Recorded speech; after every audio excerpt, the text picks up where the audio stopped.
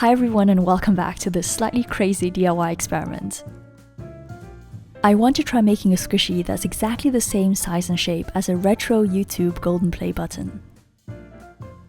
I'm going to take apart one of my own play buttons to make the mold. I also ended up creating some smaller squishies using color changing glitter, and these turned out surprisingly pretty.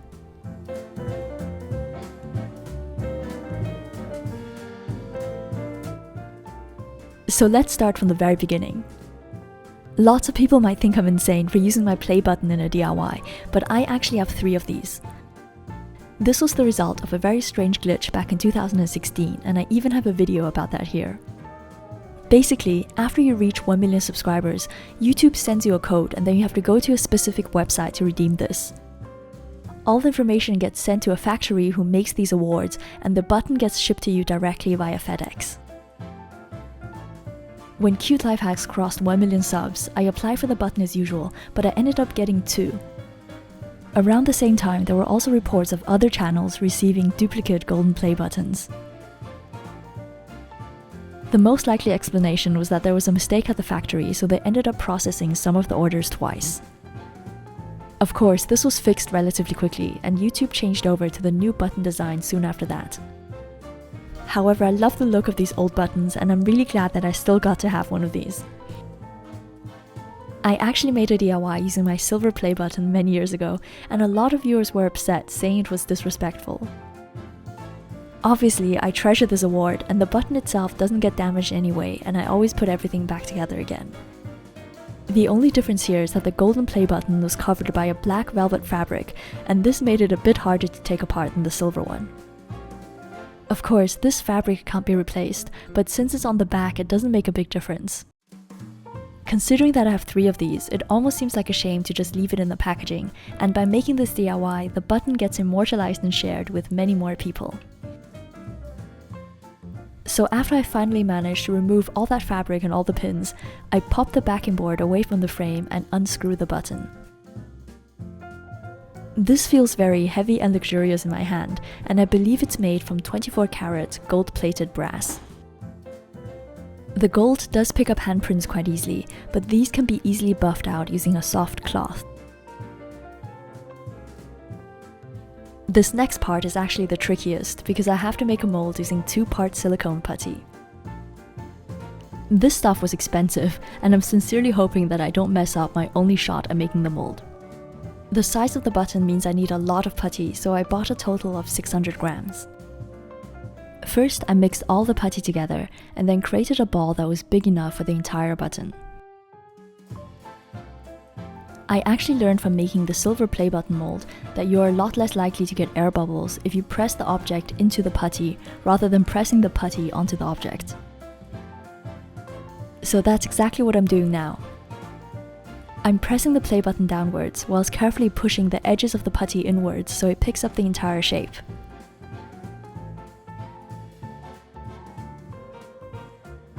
After 20 minutes, the silicone has set, and I have to say I really held my breath for this part.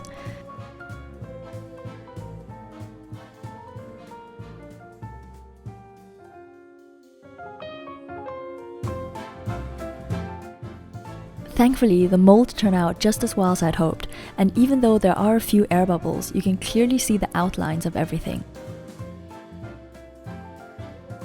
So the next step is to find out how much squishy resin I need.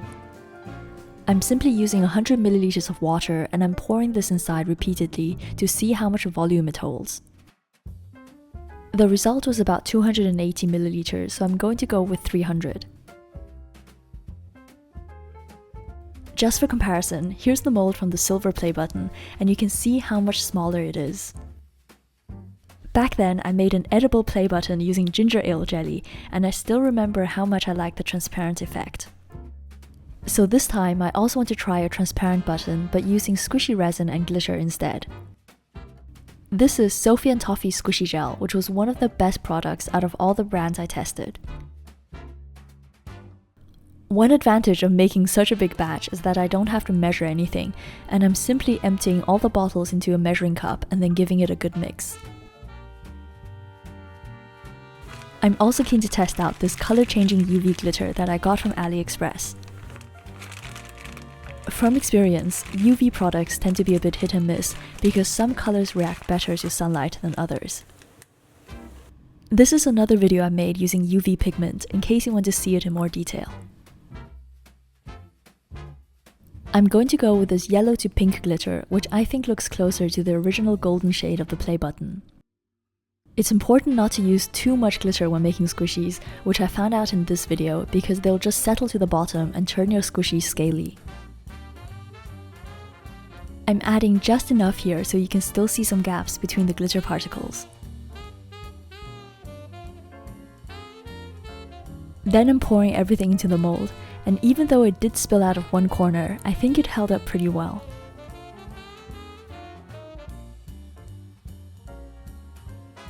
I have a bit of squishy gel left over, which I definitely don't want to waste, so I'm pouring these into random molds that I made for other DIYs. I just realized that this video is referencing a ton of other tutorials, so I've added a full list of those down below in case you want to check them out. And now I'm going to leave everything for a few days to cure. After checking back, I was pleasantly surprised by the bunny and koala squishies. These have the typical mochi squishy texture from Sophie and Toffee squishy gel, and they also come out of the mold without any problems. I noticed that the yellow glitter is slightly green and lilac when completely out of sunlight, which gives this a really nice iridescent look. I added the facial features using acrylic paint, and because squishy gel is silicone based, you have to be careful not to rub on it directly or it might come off. I tested the color changing effect during a sunny day out at a lake, and I was really happy with the results.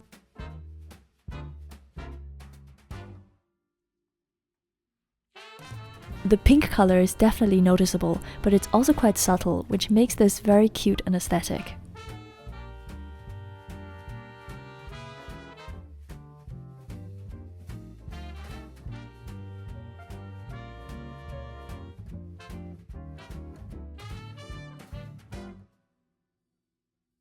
And now for the big play button.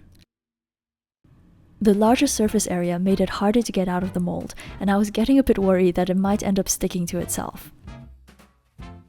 Luckily, I did an incredibly random DIY there recently and found out that hand sanitizer works against stickiness without damaging the squishy. I have this giant bottle in my bathroom, so I'm just going to spread this all over the play button.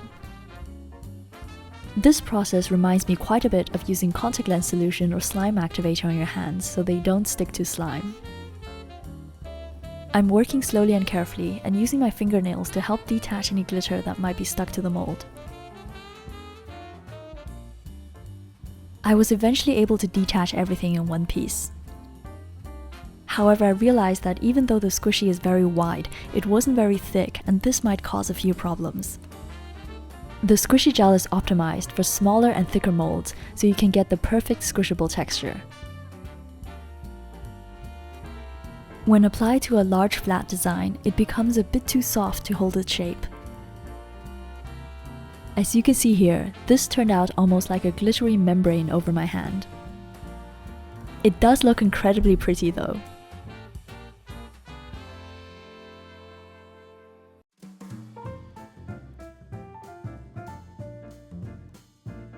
I tried the color changing effect and it was a bit hard to capture on camera because the pink color fades very quickly, so by the time I tried filming this indoors, it was already mostly gone. So on the whole, I was quite pleased with this DIY because the molds turned out really well and I love the smaller color changing squishies.